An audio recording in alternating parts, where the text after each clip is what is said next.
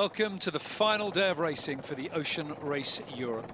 All the places in the podiums for both the IMOCA 60 and the VO65 still to be decided, with the results of the coastal race scheduled to start in around 10 minutes time here in Genoa, Italy. I'm Noah Best, and joining me today is Olympian and ocean racer Sally Barco. And Sally, let's talk breeze here, because from that helicopter shot we can see the race course and the patchy conditions that are out there. We've all raced in light winds. Some of the teams, prefer that kind of tactical trimming battle, and today's racing is set to be that sort of challenge. It sure is. We're looking at some, 3 to 5 knots maybe, and like you said, it can be really tricky. How do you get the boat up to speed off the starting line? But it can be tactical with the other boats, trying to figure out where the breeze is and how to interact with staying in a clear lane. Well, that is the starting area, and they're going to be fighting for those clean lanes, certainly. At the moment on the racetrack, we have about 5 knots of breeze, so we're on the limit here for where we can race, and there's an awful lot at stake. But before we get into that, these crews will be used to racing here in Genoa in light winds, having sailed through them on the final day of leg 3. But that last offshore leg started with very different conditions. The red sails of Sailing Poland are out and they are clear, and they have really played that perfectly.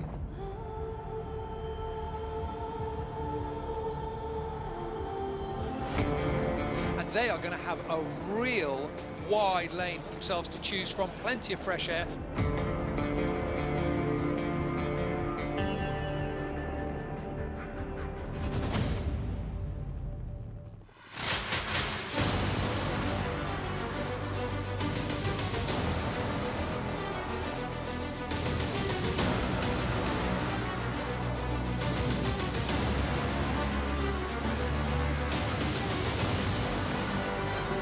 Avantage Team Germany.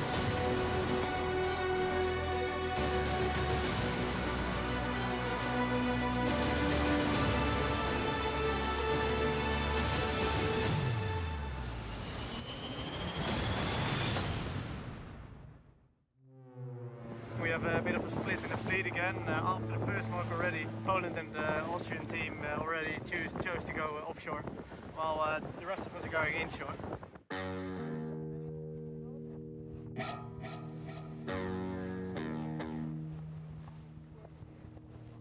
Who's going to be right in the end, It's a navigator's game.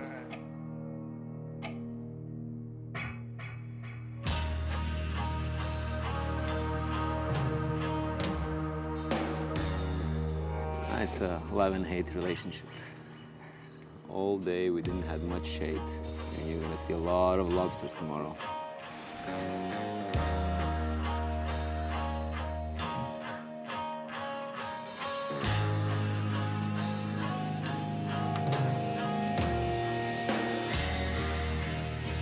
When it's really light, what is really important is never stop. And you have to be cool, because it's light until the end.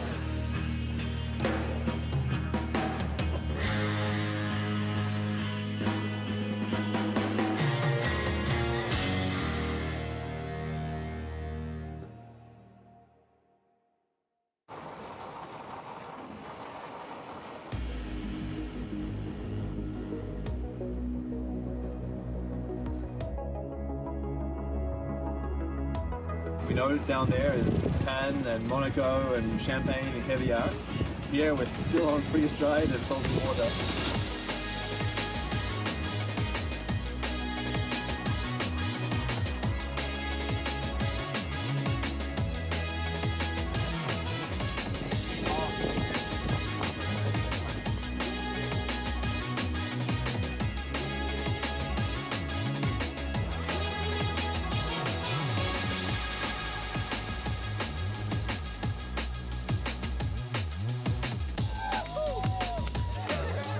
What a comeback. Crazy, like it felt like 2 weeks of sailing. We managed to do it, it's incredible.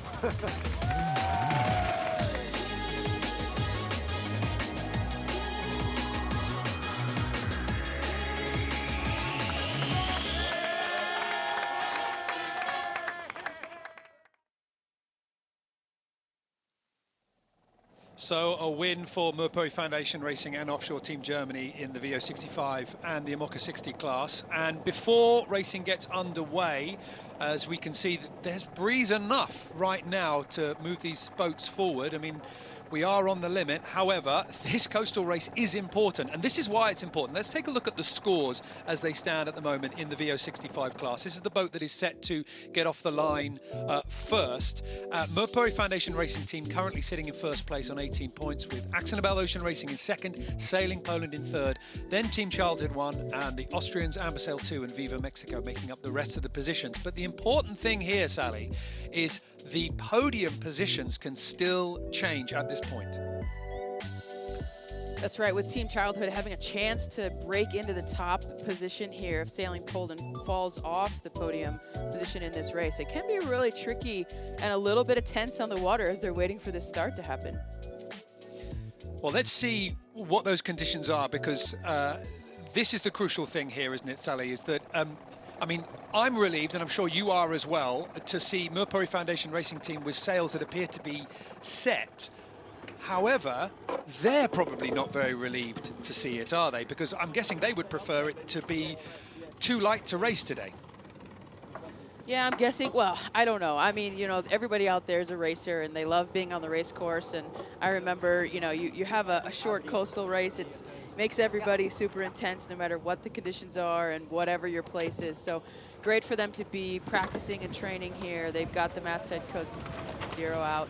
You know, they're doing their due diligence. They know that they need to know the information before this start if it happens. And but trust me, they're not going to leave anything on shore today. Everything's coming with them on the water.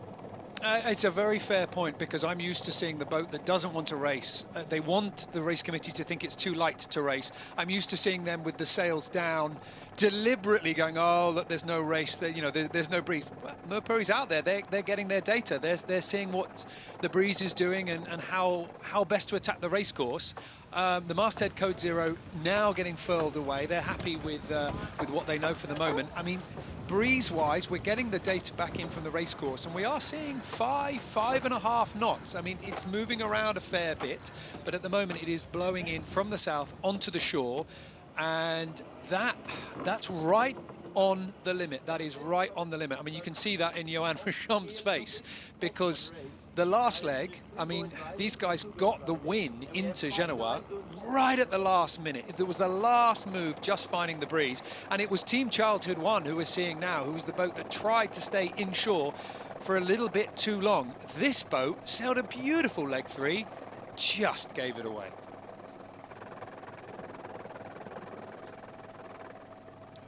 Somebody up the mast of Childhood 1, and Sally, that's what we're going to be seeing an awful lot today. Somebody up the top, somebody looking around for breeze, and also working those battens with their feet.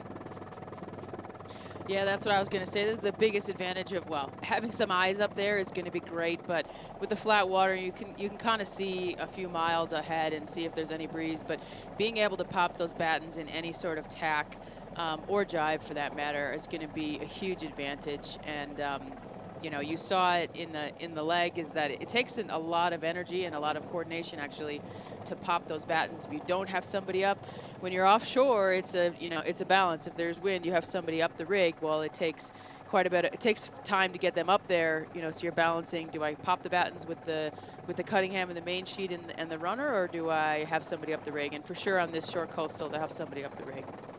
Oh, well, I hope they're comfortable, because, I mean, this race could be up to 2.5 hours. I mean, we're expecting a little bit more like an hour and a half in total length, but they might be up there for a while. But, Sally, let's just talk mathematics now, because Team Childhood 1 could get themselves into third spot on the podium, and some would argue pretty strongly that they do deserve it, but they need Sailing Poland to have a bit of a bad day, don't they? They do, and that, you know, that poses a tiny bit of a match race inside of a fleet race situation. They can't be too critical with each other. They need to pay attention to the entire fleet. I would say for sure Sailing Poland needs to be looking over their shoulder. They need to be really aware of where Childhood is, but also where the rest of the fleet is. So they need to be, you know, in the top 3 in this race to hold their position. And, you know, who knows, if Childhood wants to be aggressive, they might be close to them in the start, try to, you know, shove them out the back and see how the rest of the race pans out. I think you're absolutely right, because for Childhood 1, their goal is relatively easy. It's just sailing Poland, but of course for sailing Poland, they could still win. They need Mupuri to do badly. So there's a lot going on in the VO65s. But before we get to them, let's take a look at the IMOCA 60s. That's our second class that is going to be racing today. And on the scoreboard, there's still a lot to play for, but it's not quite so complicated. We've got offshore Team Germany after an incredibly strong performance in leg 3 into Italy, now sitting on 14 points on the top spot, then linked out. 11th Hour Racing Team on 3rd spot on the podium, and then Corum and Bureau-Valet. And Sally, those top 3 teams with 1 point separating each, that's nothing if we get racing today. That is nothing, but we do have, we can't forget the difference in the IMOCAs, the different styles of boats they are, what conditions gonna make it easier for which boat to maneuver and have a slightly easier coastal race. So there's offshore Team Germany. You pick them and their boat for what these conditions are. You saw them in the last leg, have a slightly higher and faster mode and some really critical angles on the leg that put them, in the position to make huge gains on the, along the coast. And I would just suspect that they're going to be, pretty happy with their boat right now for these conditions and the position they are in against the whole fleet. It's interesting when you've been looking at the results over the last nearly month, and you can't quite pigeonhole any of the IMOCAs. I mean, I remember through the Strait of Gibraltar when it was upwind in almost 40 knots, linked out were really strong performing. And then in some of the lighter conditions, offshore Team Germany, where you'd assume with the low drag would do better, haven't always done it. So the form guide is not concrete. We could still see another team getting an advantage over offshore Team Germany with what should be on paper the boat in these conditions that you would put your money on. But I mean, we've made this mistake before. Let's not just talk boat, because there's a bunch of good sailers on board this this boat here. Dinghy sailors, Olympians, and they are certainly managing to get the best out of themselves. Yeah, I totally agree. I think that, the sailor quality and how the team dynamics are coming together is pretty fresh and new for some of these groups, and we're seeing them develop. And I agree. If you get a little bit of breeze, you see the different qualities of the boats come through, and there's a little wave there from on board. Everybody seems to be happy and ready to go racing. But with the IMOCAs, I think it's super interesting to pay attention, as you're saying. Like, we haven't really nailed the guessing game of who's gonna do perfectly well in which condition, which means that they're all still learning as well about their boats, about how they're racing in this slightly different format than just going around the world.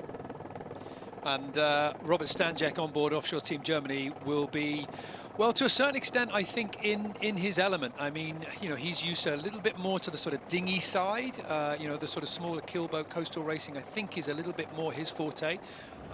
There's no shortage of offshore skill on board that boat, as they've proven. I mean, Benjamin Dutroux, 9th in the last Vendée Globe. Annie Lush, who sailed around the world with you as well, multiple times. So they'll be working pretty hard here on board that boat. But the big question is what is going to happen out in the racecourse? We do have 5 knots of breeze, but, well, there you can see it, Sally. So the red and white flag on the right-hand side, that is the AP, that is the postponement. So we've got breeze, we're almost there, but just below the limit. And I'm guessing that the race management team,